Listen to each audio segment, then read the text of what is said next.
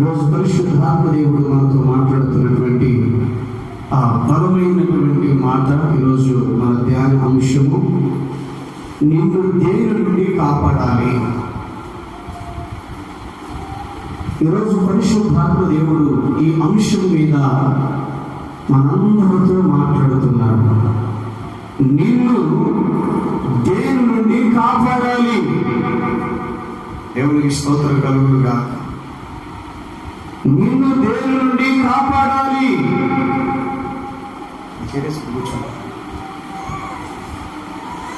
ఈరోజు పరిశుద్ధాత్మ దేవుడు మాట్లాడుతున్నాడు. దేని నుండి కాపాడాలి మనల్ని దేవుడు? చెప్పండి. దేవుడు మనలను దేని నుండి కాపాడాలి? దేని నుండి కాపాడాలి మీరు అనుకుంటున్నారు? దేని నుండి కాపాడాలి దేవుడు మనల్ని? ఒకరేమో దుష్టుని కనుదృష్టి నుండి కాపాడాలని ఒకరు, ఇంకా దేహమును చెరుపుదాని నుండి కాపాడాలి, ఇంకా దేవునికి మహిమ కలుగును గాక.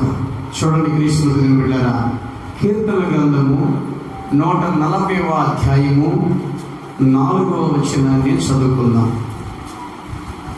దావీదు రాసిన కీర్తన 140వ అధ్యాయము 4వ వచనాన్ని చదువుకుందాం. క్రీస్తునందు ప్రియ దేవుని బిడ్డలారా, యెహోవా భక్తిహీనుల చేతిలో పడకుండా నన్ను కాపాడుము, బలత్కారం చేయవారి చేతుల నుండి నన్ను రక్షింపుము. దేవునికి స్తోత్రం కలుగును గాక. చాలా జాగ్రత్తగా దేవుని యొక్క వాక్యాన్ని మనం విన్నాం ప్రియులారా.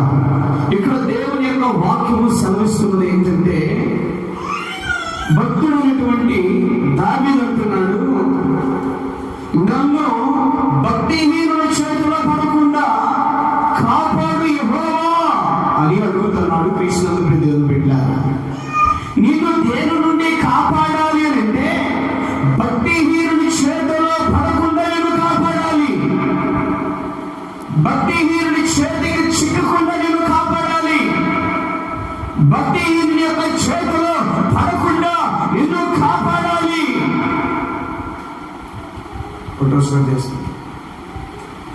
ఈరోజు తెలుసుకోవాల్సిన సత్యం అది. నిన్ను దేని నుండి కాపాడాలో, దేని నుండి కాపాడబడాలో ఈరోజు పరిశుద్ధాత్మ దేవుడు బహు సూటిగా నీతో, నాతో, మనతో, మనందరితో మాట్లాడుతూ ఉన్నాడు. నిన్ను దేని నుండి కాపాడాలని అనుకుంటున్నావు అని అంటే, ఇక్కడ భక్తుడైనటువంటి దావీదు అంటున్నాడు, క్రీస్తునందు ప్రియ దేవుని బిడ్డ ఏమనంటున్నాడు? భక్తిహీనుల చేతుల్లో పడకుండా నన్ను కాపాడు యెహోవా.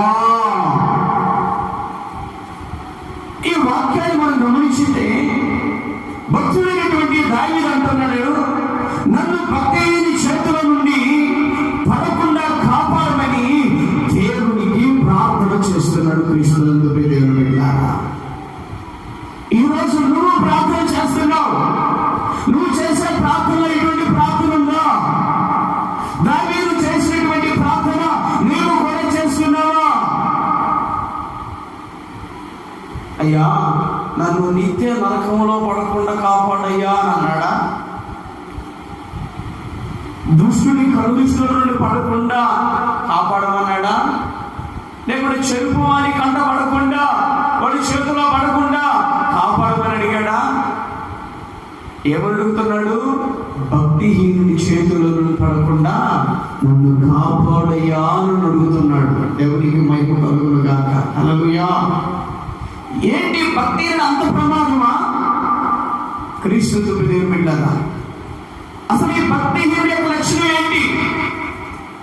ఈ భక్తిహీనుడి యొక్క లక్షణాలు ఏంటి?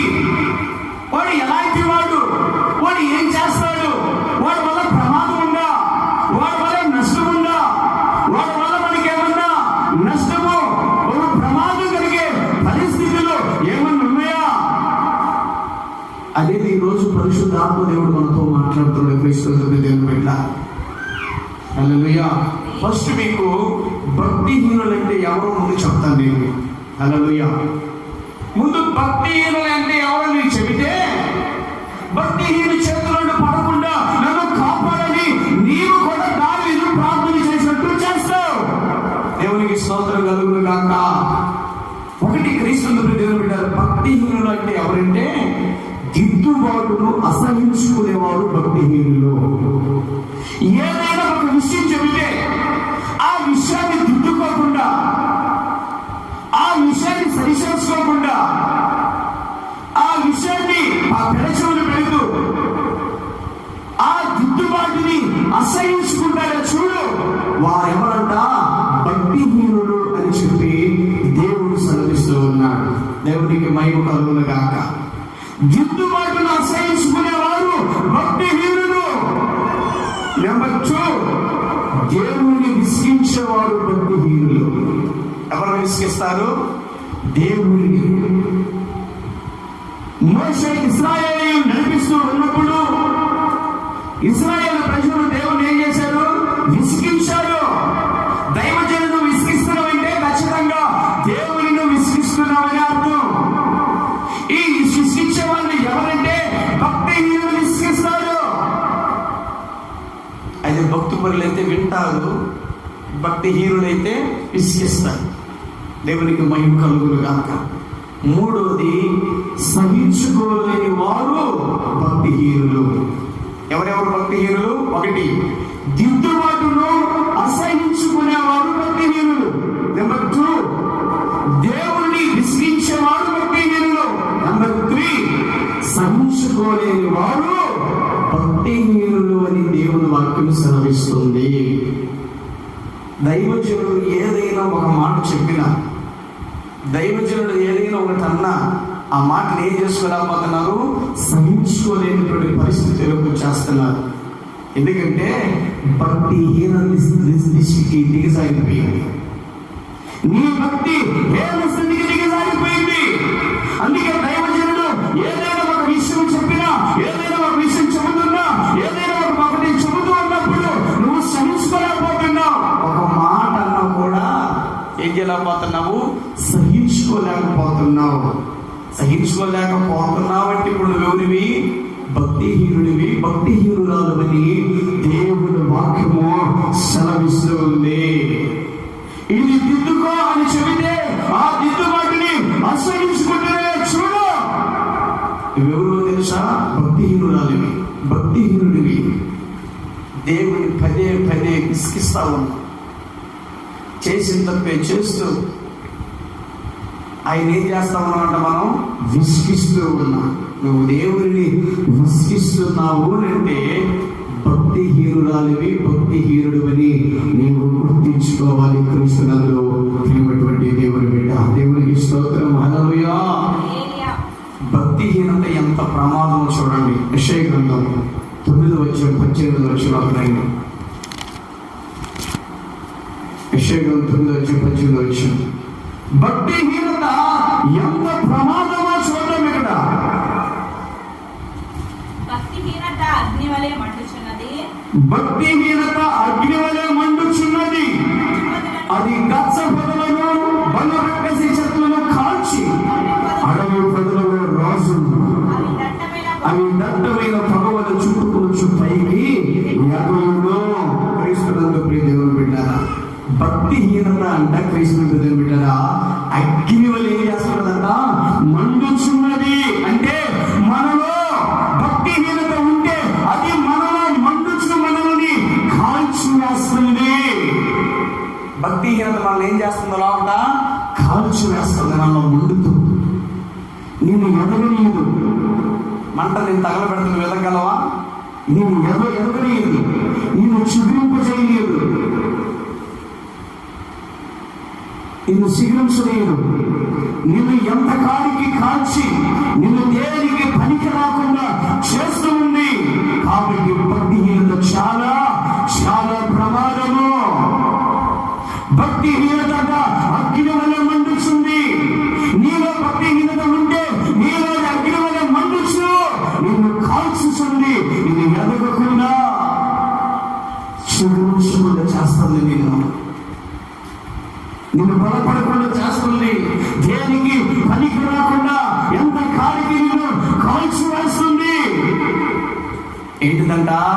భక్తిహీనత.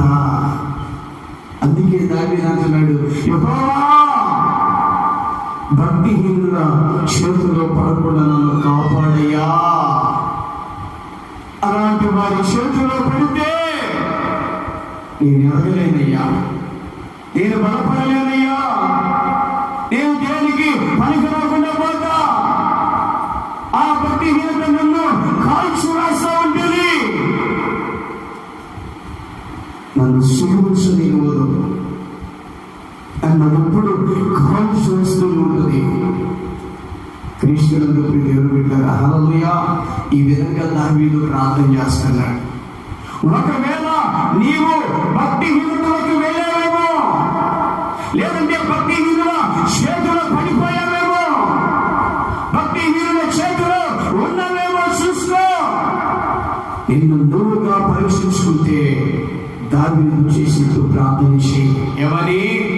యెహోవా భక్తిహీనుల చేతిలో పడకుండా నన్ను కాపాడుము అని నువ్వు ప్రార్థన చేయాలి. రోజు నుండి దేవునికి స్తోత్రం కలుగును గాక. హల్లెలూయా. భక్తిహీనతలో నువ్వు జీవిస్తే నీ మీదకి ఏమొస్తుందో తెలుసా? బ్రహ్మపత్రిక. భక్తిహీనతలో నువ్వు జీవిస్తే నీ మీదకి ఏమొస్తుందో చూడు. రోమపత్రిక 1:18. దుర్నీతి చేత సత్యమును అడ్డగించు మనుషుల యొక్క సమస్త భక్తిహీనత మీదను, దుర్నీతి మీదను దేవుని కోపము పరలోకము నుండి బయలుపరచబడుచున్నది. దేవునికి స్తోత్రం కలుగును గాక. భక్తిహీనతలో నువ్వు జీవిస్తే నీ మీదకి ఏమొస్తుందంట? దేవుని కోపము పరలోకములో నుండి భక్తిహీనుల మీదకి వస్తుంది. నువ్వు భక్తిహీనతలో ఉంటే పరలోకములో నుండి దేవుని కోపం నీ మీదకు వస్తుందని నువ్వు గుర్తించాలి. హల్లెలూయా, హల్లెలూయా, హల్లెలూయా. భక్తిహీనతలో జీవిస్తే దేవుని కోపం నీ మీదకు వస్తుందని నువ్వు గుర్తించు. దేవుని కోపం వల్ల సొదొమ గొమొర్రా పట్టణాలు ఏమైపోయినాయి? నాశనం అయిపోయినాయి. సొదొమ గొమొర్రా పట్టణాలు నాశనము కావడానికి కారణమదే. వారు భక్తిహీనతలకు దిగజారిపోయారు, భక్తిహీనులైపోయారు. పరలోకములో నుండి దేవుని కోపము సొదొమ గొమొర్రా పట్టణం మీదకి వచ్చింది. ఆ పట్టణము నాశనం అయిపోయింది. దేవుని కోపము జలప్రలయముగా వచ్చినప్పుడు భూమి మీద ఉన్న ప్రతి నరుడు ఏమయ్యాడు? చనిపోయాడు. ఒక నోవాహు కుటుంబం తప్ప భూమి మీద అంతవరకు ఎంతమంది ప్రజలు ఉన్నారో, ఎంతమంది నరులు ఉన్నారో వారందరూ కూడా జలప్రలయముతో చనిపోయారు. అది దేవుని కోపం. దేవుని కోపం నీ మీద ఎంత భయంకరంగా ఉంటుందో, దేవుని కోపం ఎంత భయంకరంగా నీ మీద ఏలుబడి చేస్తుందో, దేవుని కోపం నిన్ను ఎంతగా నాశనం చేస్తుందో, దేవుని కోపం ఎంతగా నిన్ను లేకుండా చేస్తుందో. ఇదిగో దేవుని కోపము వచ్చిన సొదొమ గొమొర్రా పట్టణములు, ఈ జల ప్రళయములు, ఈ చరిత్ర మనకు చూసినగా ఉన్నాయి. దేవునికి స్తోత్రం కలుగును గాక. హల్లెలూయా. చెప్పండి. భక్తిహీనతలో జీవిస్తే నీ మీదకి ఏమొస్తుంది? పరలోకములో నుండి దేవుని కోపం నీ మీదకి వస్తుంది. దేవుని కోపం నీ మీదకి పరలోకం నుండి రావడానికి ఒకే ఒక కారణం ఏంటంట? భక్తిహీనతలోకి నువ్వు రావడం. భక్తిహీనుడుగా, భక్తిహీనురాలుగా మారడం వలన. అందుకే దావీదు ప్రార్థన చేస్తున్నాడు. ఏమని ప్రార్థన చేస్తున్నాడు?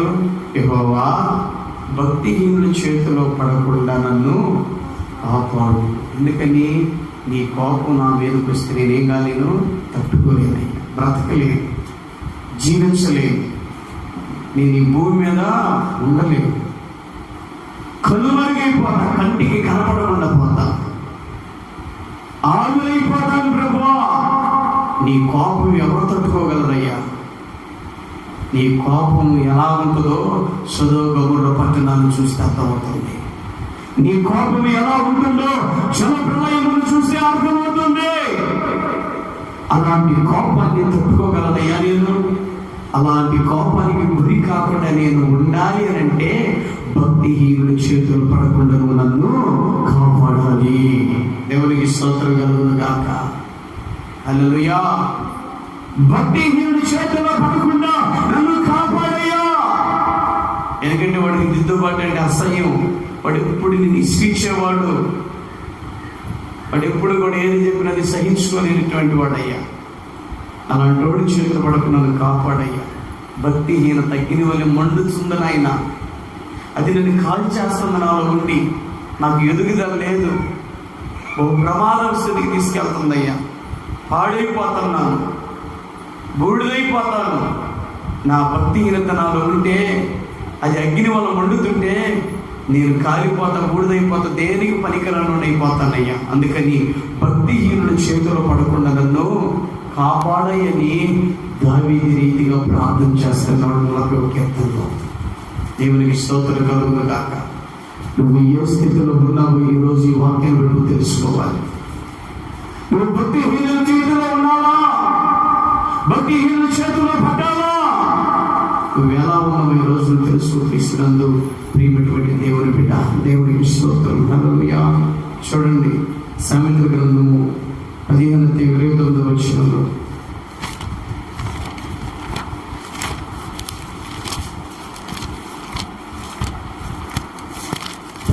అధ్యాయము 29 వచనం.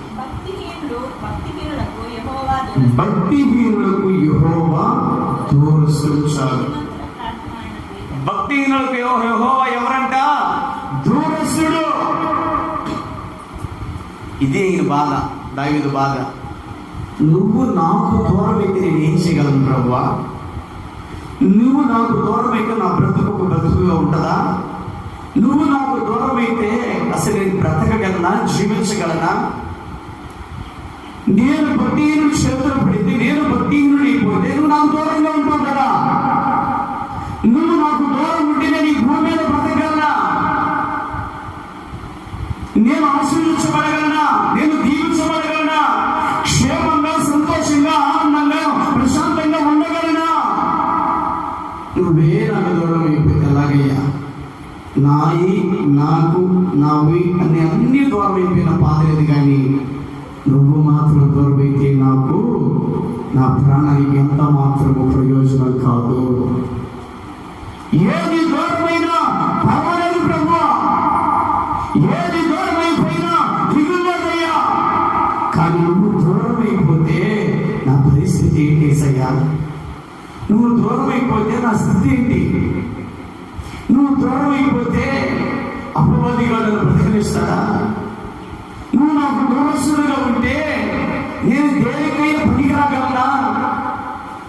హల్లెలూయా. అందుకే సొలొమోను అంటాడు, భక్తిహీనులకు యెహోవా దూరస్తుడు. దేవుడు ఎప్పుడు మనకి సమీపస్తుడిగా ఉండాలి. దేవుడు ఎప్పుడు మనకి దూరస్తుడిగా ఉండకూడదు. నీకు సమీపంలో ఉండే దేవుడు నీకు దూరస్తుడిగా మారడానికి ఒకే ఒక కారణం, భక్తిహీనతలోకి నువ్వు వెళ్ళావు. భక్తిహీనుడుగా, భక్తిహీనులుగా నువ్వు మారావు. అందుకే క్రీస్తునందు ప్రియమైనటువంటి దేవుని బిడ్డ యెహోవా నీకు దూరస్తుడిగా ఉన్నాడు. అందుకే ఏ కార్యం నీ ఇంట్లో కనపడుతున్నా, ఏ ఆరోగ్యం నీ ఒంటిలో లేదు, ఏ దీవెన ఆశీర్వాదాలు నువ్వు అనుభవించడం లేదు, నెమ్మది ప్రశాంతత అనేది నీ జీవితానికి లేదు. ఎంత మంది దూరం అయిపోయిన ప్రభు పర్లా నువ్వు మాత్రం నాకు దూరస్తుడు కావద్దు.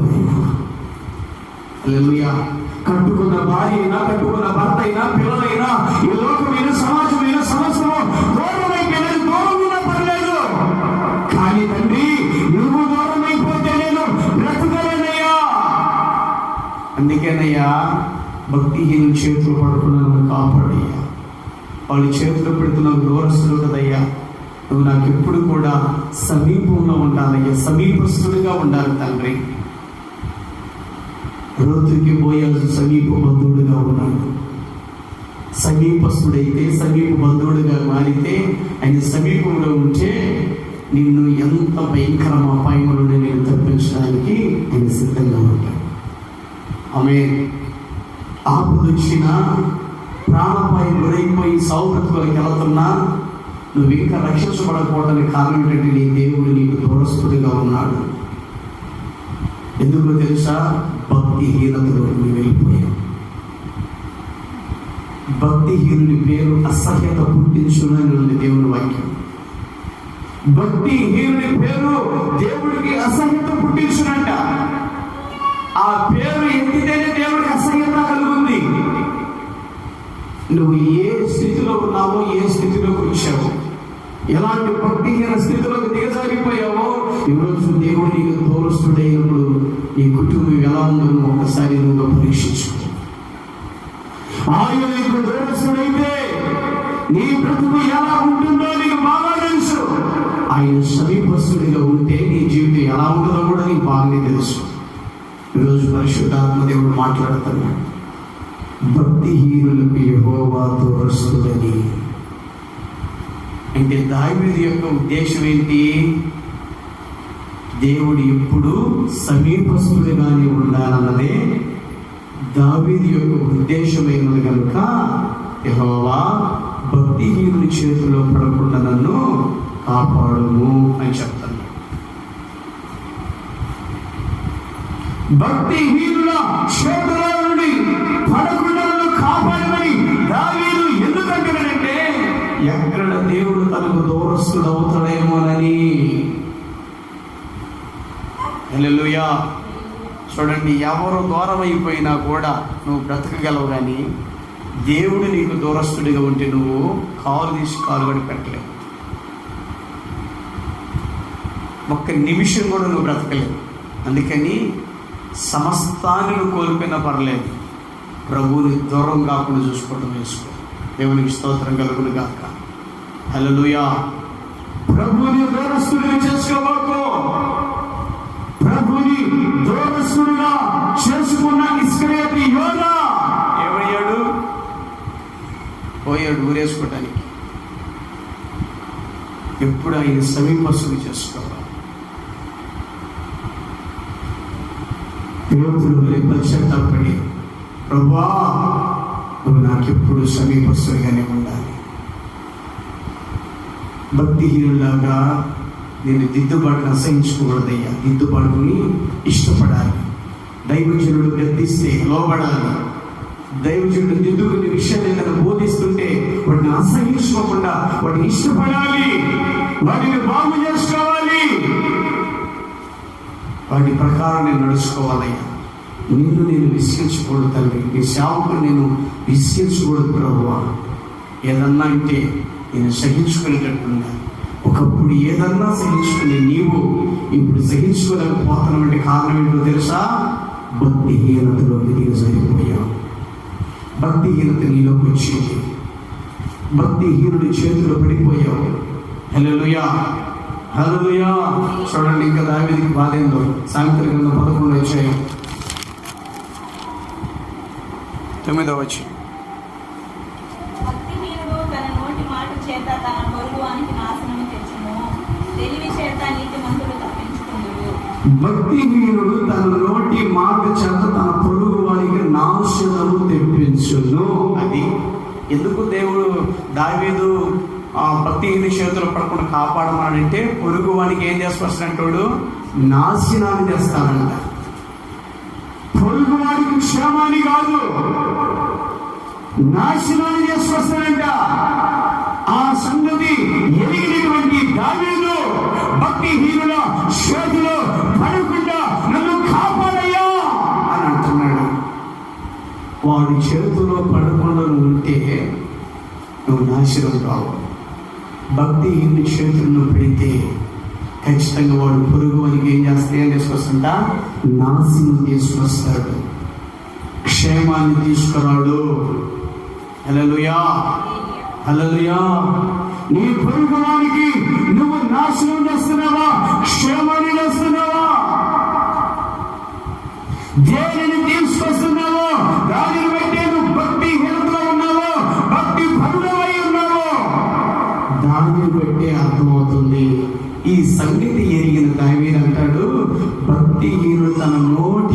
చేత అంట. దేని చేత అంట? నోటి మాట చేత తన పొరుగు వానికి ఏం తెప్పిస్తారంట? నాశనం. మాట ద్వారా తెప్పిస్తారంట నాశనం. భక్తి రే పాస్టర్ గారు అలా అంటారు లేరా, ఏం కాదులే మనం ఎంత మందిని చూడలేము, అట్లా ఏం కాదు, తిరుగుబడి చేసి మన దేవుడి సన్నిధికి వెళ్ళి ప్రభావాలను క్షమించాలంటే క్షమిస్తాను లేరా అని చెప్పేది ఎవరు? భక్తిహీనుడు. వాడు నోటి మాట చేత పొరుగువాడు ఏమయ్యాడు? నాశనం అయిపోయాడు.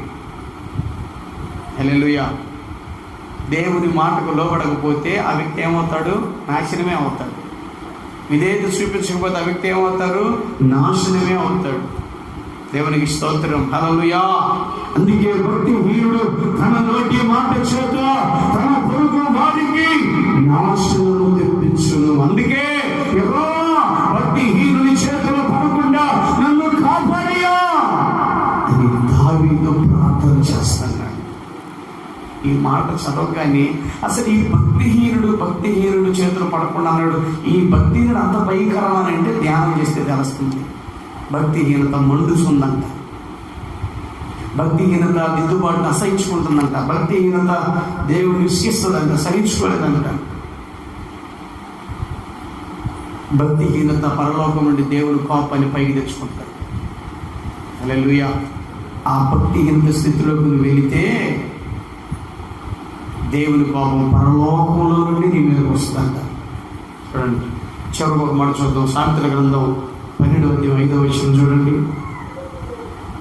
నీతిమంతుల తలంపులు న్యాయయుక్తములు, భక్తిహీనులు చెప్పు ఆలోచనలు మోసకరములు. అక్కడేమో భక్తిహీనతను నోటి మాట చేతన పొరుగు వానికి నాశనం తెప్పిస్తుందంట. ఇక్కడేమో భక్తిహీనులు చెప్పే ఆలోచనలే మోసకరములు. అందుకని వారి చేతులు నేను పడితే నేను మోసపోతా. ఆ భక్తిహీనుల చేతులను పడకుండా నేను కాపాడు. ఎందుకంటే వాడు ఆలోచనలే మోసకరములు. భక్తిహీనుడు ఆలోచన ఎలా ఉంటాయి? మోసంగా ఉంటాయి, మోసపూరితమైనవి. అందుకే ఆ భక్తిహీనుడి చేతిలో పడకుండా నన్ను కాపాడమంటున్నాడు. ఈ రోజు నువ్వు దేని నుండి కాపాడబడాలి అంటే, దేని నుండి కాపాడబడాలి? భక్తిహీనుడి చేతిలో పడకుండా నువ్వు కాపాడబడాలి. భక్తిహీనుడు ప్రమాదం. భక్తిహీనుడికి నాశనం చేస్తాడు. భక్తిహీనుడు చెప్పే ప్రతి ఆలోచన మోసకరమని నేను మోసపు మార్గంలోకి, మోసకరమైన స్థితిలోకి తీసుకెళ్తాను. నేను భక్తిహీనులను తీసుకెళ్ళిన తర్వాత దేవుని కోపం సరాసరి పరలోకం నుండే నీ మీదకి వస్తుంది. ఆ భక్తిహీనుడు చేతులు పెడితే నీలోకి భక్తిహీనత వస్తుంది. ఆ భక్తిహీనత నేను మండుచు నేను ఎదగకుండా కాల్చేస్తా ఉంటుంది ఎప్పుడు. అందుకే ఈరోజు పరిశుద్ధ ఆత్మదేవుడు అంటున్నాడు, ఏమని? భక్తిహీనుడి చేతులు పడకుండా నువ్వు కాపాడబడాలి. ఆమేన్. భక్తిహీనుడి చేతులు పడకుండా నువ్వు కాపాడబడాలి. భక్తిహీనుడు అంత ప్రమాదం. అది మనం మండుతుందంట భక్తిహీనత. అది నేను కాల్ చేస్తాను. ప్రతి దినం కాలిస్తే నువ్వు ఏడ సిగిరింపు చేస్తావు? నువ్వు సిగిరించలేవు, ఎదగలేవు. దేనికి పనికి రాకుండా చివరికి నువ్వు చేస్తావు. బూడిదిగా చేస్తావు. ఉపయోగకరంగా చేయడంలో నిన్ను భక్తిహీనుని నోటి మాట చేత వాళ్ళు నాశనం తెప్పిస్తారని కృష్ణుడు దేవుడుంటారు. అందుకే దావీదు గుర్తిరిగి ప్రార్థన చేస్తున్నాడు. ఏమని? యెహోవా భక్తిహీని చేతుల్లో పడకుండా నన్ను కాపాడుము. వాడి చేతులు పెడితే నువ్వు నాకు దూరస్తులు అవుతావయ్యా. వాడి చేతులు పెడితే వాడు క్రిస్టల్ పొరుగు వానికి నాశనం చేస్తాడు నోటి మాట చేత. వాడి చేతులు పెడితే వాడు చెప్పు ఆలోచన మోసకరములయ్యా, న్యాయమైంది కాదు నాయన. వాడి చేతులు పెడితే ఆ భక్తిని నాలోకి వస్తే నీ కోపం సరాసరి పరలోకం నుండి నా మీదకి వస్తుందయ్యా. సదోగంలో పట్టిన జలప్రలయంలో నరులు ఎలా నశించిపోయారు, ఎలా చనిపోయారు, ఆ విధమైన స్థితిలోకి వెళ్ళిపోతాను ప్రభువా. అందుకే నువ్వు వాడి చేతుల్లో పడకుండా నన్ను కాపాడయ్యా. ఇప్పుడు చెప్పు, నిన్ను దేని నుండి కాపాడాలి? చెప్పాలి, గట్టిగా చెప్పాలి. భక్తిహీనుల చేతుల్లో పడకుండా నువ్వు కాపాడబడాలి. ఆమేన్. హల్లెలూయా, హల్లెలూయా. క్రీస్తునందు ప్రియదేవుడు బిడ్డారా, భక్తిహీనుల చేతుల్లో పడకుండా ఉండాలంటే దేవుడి మాట, దేవుడి వాక్య ప్రకారం నువ్వేం చేయాలి? జీవించాలి, నడవాలి, అనుసరించాలి, అంగీకరించాలి. దేవుడి మాట ఏదో అదే నువ్వు చేయాలి. నీకు నచ్చినట్టు, నీకు మెచ్చినట్టు, నీకు ఇష్టం వచ్చినట్టు కాదు. హల్లెలూయా. భక్తిహీనతలో ఉన్న తల్లి కావచ్చు, తండ్రి కావచ్చు, అన్న కావచ్చు, తమ్ముడు కావచ్చు, భర్త కావచ్చు, భార్య కావచ్చు, పిల్లలు కావచ్చు, ఎవరైనా కావచ్చు, వారి ఆలోచన నీకు మోసకరములని గుర్తించాలి. వారి నోటి మాట చేత నీ పొరుగు వాడిని నాశనం చేస్తారని గుర్తించాలి. హల్లెలూయా. ఎవరు మాటలు తరచుగా వింటున్నావో వారి భక్తులలో, భక్తిహీనులో నీవుగా ఒకసారి నువ్వు పరీక్షించుకో. వాళ్ళు భక్తులా అని, వాళ్ళు భక్తులని ఎలా తెలుస్తుంది మనకి? ఏదైనా సరి చేసుకునే మాట చెబితే, దిద్దుకయ్యని చెబితే వాడిని ఇష్టపడి చేసుకునే వాళ్ళు భక్తిపరుడు. కానీ దిద్దుబాటుని అసహించుకుంటారు. మాకు చెప్పిన లేకో, నువ్వేమని బాగున్నట్టు మాకు దాన్ని తెలుసులే అని అంటారు చూడు. ఇంత దిద్దుబాటు చెబితే మాకు చెబుతానేమో మాకు తెలియనట్టు అంటారు చూడు. వాళ్ళెవరు? భక్తిహీనులు. దేవుని విసిగించేవారు. దైవజనుడు మాటికి చిన్నదానికి పెద్దదానికి దైవజనుడు విసిగిస్తానంటే, అంటే మోషేని ఏం చేశారు? వాడు ఇశ్రాయేలీయులు విసిగించారు. అంటే ఎవరు విసిగించినట్లు? దేవుని విసిగించినట్లు.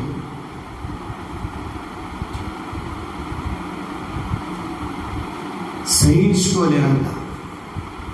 ఏదన్నా కార్యం ఆలస్యమైనా, ఏదన్నా ఒక మాట చెప్పిన ఒక మాట అన్నా వెంటనే వడ్డీయాలి ఆ మాటలో, లేట్ లేకుండా. ఇలాంటి లక్షణాలు వాళ్ళలో ఉన్నాయి అనుకోండి, వాళ్ళెవరు? భక్తిహీనులు. అలాంటి వారి చేతిలో పడకుండా నన్ను కాపాడయ్యా అని ప్రార్థన చేయాలి. దావీదు అలా అమ్మ కావచ్చు, నాన్న కావచ్చు, అన్న కావచ్చు, తమ్ముడు కావచ్చు, తల్లి కావచ్చు, తండ్రి కావచ్చు, భార్య కావచ్చు, భర్త కావచ్చు, పిల్లలు కావచ్చు, ఎవరైనా కావచ్చు. వాళ్ళు భక్తిహీనులకి కనీసం వాళ్ళ ఆలోచనలు కూడా తీసుకోకూడదు. వాళ్ళ ఆలోచన మోసకరములని దేవుని వాక్యం సెలవిస్తుంది. మా అమ్మ నన్ను మోసం చేస్తుందా, మా నాన్న నన్ను మోసం చేస్తారంటే భక్తిహీనతలోకి వెళితే ఆటోమేటిక్గా అవి మోసకరంగానే తిప్పేస్తాయి. హల్లెలూయా, హల్లెలూయా. అంటే దేవుని మాట ప్రకారం జీవించకుండా, దేవుని మాట ఎరిగి కూడా దానిలాగా చేయడం అంటే నువ్వు ఖచ్చితంగా భక్తిహీనుడివే. దాని మాట ప్రకారం నడుస్తున్నా, దేవుని మాట ప్రకారం నువ్వు చెబుతున్నా, అది రైట్ అయితే దాన్ని అనుసరించు. తల్లి చెప్పినా, తండ్రి చెప్పినా, భార్య చెప్పినా, పిల్లలు చెప్పినా, భర్త చెప్పినా, ఎవరు చెప్పినా విను. కానీ చెప్పింది వాక్యానుసారంగా లేదనుకోండి, నువ్వు వినవలసిన అవసరత లేదు. వాళ్ళు ఎవరైనా పాస్టర్ కావచ్చు, మాస్టర్ కావచ్చు, ఎవరైనా కావచ్చు. వాక్యానుసారంగా ఉందంటే దాని ప్రకారం చేయి. అది భక్తి పనులు చేసే పని. ఏదైనా గద్దిస్తే దానికి లోబడు, విధేయత చూపించు. ఏదో తప్పు అని చెప్పినప్పుడు దాన్ని దిద్దుకో, కానీ దాన్ని సరి చేసుకోపో, సర్దుకోబాబా, సరే అన్నట్టు చూడు, దాన్ని దిద్దుకోవాలి. దేవునికి మహిమ కలుగునుగా. దీనిని బట్టి ఎవరి ఎదుటికి నువ్వు వెళ్ళి, ఎవరు నీకు ఒక ఆలోచన వేది చెబుతున్నా, ఈ వాక్యం వాడు ఎదుట పెట్టి నువ్వు చూసుకోవాలి. ఈ లక్షణాలు నీలో ఉన్నాయా? అమ్మవైతే అమ్మకు ఎదుట, భర్త అయితే భర్త ఎదుట, భార్య అయితే భార్య ఎదుట, తండ్రి అయితే తండ్రి ఎదుట, పెద్దలైతే పెద్దలు ఎదుట, బంధువులైతే బంధువులు ఎదుటికి వెళ్ళి ఆ వాక్యాన్ని ఎదురుపెట్టి చూడు. దేవునికి స్తోత్రం. గొలియాతు ఎదుట దావీదు యేసు ప్రభువును పెట్టుకొని చూసినట్టు నువ్వు అలా చూసినప్పుడు ఈయన మాట వినాలా వద్దా? హల్లెలూయా. వీరి మాటలు వినాలా వద్దా తెలుసుకోవాలి. యాకోబు తల్లే కదా చెప్పింది అనుకొని యాకోబు ఏం చేశాడు చెప్పండి? తల్లి చెప్పినట్టు తండ్రిని ఏం చేశాడు చెప్పండి? ఏశావులాగెళ్ళి మోసం చేశాడా, చేయలేదా? ఎవరు చెప్పిన మాట? తల్లి చెప్పింది. రెబ్కా చెప్పినట్లు యాకోబు చేశాడు కుమారుడు. మా అమ్మ చెప్పినట్టు నేను చెయ్యాలి కదా అని చేసింది. ఏమైపోయాడు? ఆ నుంచి వెళ్ళిపోయి మా దగ్గరికి చేరాడు. ఎక్కడికెక్కడికో పోయాడు. నెమ్మది లేదు, ప్రశాంతత లేదు. అన్నాయో 400 మంది తీసుకొస్తాడు. భయం, ఆందోళన, ఆ పరిస్థితి. ఆ ఇంట్లో నుంచి వెళ్ళిపోయి 5 సంవత్సరాలు మా దగ్గర బతకాల్సిన పని ఏముంది? ఎవరు చేసిన పని ఇదంతా? అమ్మ చెప్పింది, కొడుకు చేసాడు. అమ్మ చెప్పింది, కొడుకు చేసాడు. హల్లెలూయా. చూడండి, ఏసావు ఎవరు? నీ కొడుకే. యాకోబు ఎవరు? నీ కొడుకే. కానీ ఏసావుకు ఇస్తే ఏమి? నీ కొడుకు కదా. అది యాకోబు గీయాలని ఎందుకు అనుకున్నా? చూడండి, ఈమె భక్తిపరురాలా, భక్తిహీనురాలా? చెప్పండి. రెబ్కా భక్తిహీనురాలా, భక్తిపరురాలా? చెప్పండి. క్రీస్తువుని దేవుని బిడ్డలారా, భక్తిహీనులతలో ఉంటేనే అన్నకు దక్కకుండా చిన్న కుమారుడు యాకోబుకు దక్కేటట్టుగా ఇలా చేయరా నాయన అని చెప్పి పంపించింది. అండ్ ఇప్పుడు ఆ ఆలోచన ఎట్టుంది? మోసకరములా, సత్యములా? తల్లే కదా. తల్లి ఆలోచన ఎలా ఉన్నాయి? మోసకరమే ఉన్నాయి. ఆ మోసానికి ఏసావుని నాకు ఇక ఫస్ట్ చేసి పెట్టిందా? అట్లా నాశనం చేసి పెట్టిందా? అలాగే యాకోబుని అక్కడ లేకుండా చేసి ఇంట్లో లేకుండా కొన్ని దినాలు మా దగ్గర ఉండే పోయని ఈ స్థితికి తీసుకొచ్చింది ఎవరు? భక్తిహీనురాలైన తల్లి యాకోబుని ఆ రీతిగా నడిపించింది. నేనందరినీ క్రీస్తు పెట్టారా? నేను భక్తిహీనుడైతే నా పిల్లలు నా మాట కూడా వినాల్సిన అవసరం లేదు. ఎందుకంటే నా మాటలు అవి మోసకరంగా ఉంటాయి. లాస్ట్కి వాళ్ళు మోసపోతారు. నేను చెప్పే ఈ వాక్యానుసారం అయితే వాటిని నువ్వు అనుసరించాలి. వాటిలాగా నువ్వు చేయాలి. అవి నీకు ఎప్పటికైనా ప్రయోజనకరంగా ఉంటాయి. ఆమేన్. హల్లెలూయా. భక్తిహీనులు అంటే ఎక్కడి నుంచి వస్తారు వీళ్ళు? ఆకాశం నుంచి ఏమైనా పడతారా? మధ్య ఆకాశం నుంచి ఏమైనా దిగి వస్తారా? ఎవరు? మనలోనే. భర్త కావచ్చు, భార్య కావచ్చు, పిల్లలు కావచ్చు, అమ్మ కావచ్చు, నాన్న కావచ్చు, బంధువులు కావచ్చు, రక్త సంబంధులు కావచ్చు, ఎవరైనా కావచ్చు. వాళ్ళ భక్తిని చూడు. వాళ్ళ భక్తిహీనతలో ఉన్నారా, భక్తిలో ఉన్నారా? ఏదైనా ఒక మంచి మాట చెబితే ఆ మాట ప్రకారం దిద్దుకుంటున్నారా, అనుసరించుకుంటున్నారా? విసిగించే వల్ల, సహించుకునే వల్ల కాదా అని పరీక్షించు. దానిని బట్టి అతడు భక్తిపరుడా, భక్తిహీనుడని గుర్తించి దానిని బట్టి నువ్వు ఫాలో. నీ జీవితం మేలుకరంగా, క్షేమకరంగా, దీవెనకరంగా ఉంటుంది. హల్లెలూయా. క్రీస్తుని దేవుని బిడ్డలు. అందుకే భక్తుడైన దావీదు ప్రార్థన చేస్తానండి, యెహోవా భక్తిహీనుని చేతిలో పడకుండా నన్ను కాపాడయ్యా, నన్ను కాపాడయ్యా. భక్తిహీనుని చేతిలో నన్ను పడకుండా కాపాడు. భక్తిహీనత ఎంత భయంకరమో నాకు తెలుసు. అది ఎప్పుడు మండుతుందయ్యా, నాలో అగ్ని మండుచున్నట్టు మండుతుంది. కాబట్టి క్రీస్తునందు దేవుని బిడ్డరా, ఈ విధమైన ప్రార్థన మనం అందరం కూడా శేషవరమై ఉండాలి. హల్లెలూయా. ఎవరి చేద్దాం ప్రార్థన వదులుకొని? యెహోవా భక్తిహీనుని చేతిలో పడకుండా నన్ను కాపాడు. ఆమేన్. హల్లెలూయా. దాని నుండి నువ్వు కాపాడబడితే నువ్వు క్షేమంగా ఉంటావు. ఆమేన్. ప్రభు ఈ మాటలన్నీ మన వినికిడిలో భద్రపరిచి నీరు కట్టి ఫలింపు చేయగలగాక.